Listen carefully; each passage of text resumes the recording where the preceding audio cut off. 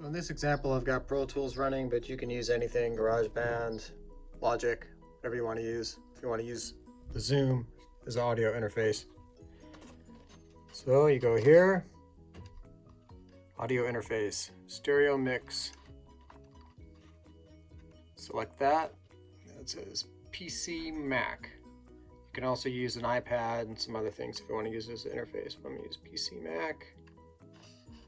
And USB audio interface, 48 kilohertz, so that's good.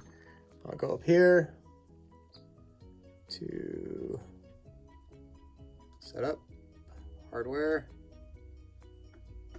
AirBeam, so it's not showing up yet.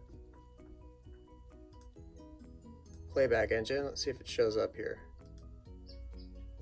Ah, H6, there it is, selecting it. Okay, yes. Okay.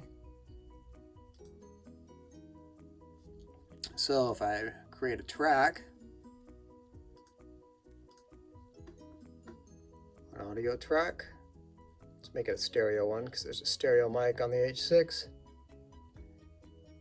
Okay, so I selected in the audio track 1 and 2. As you can see, this microphone here, we're getting a little feedback because it's picking up the speaker on there.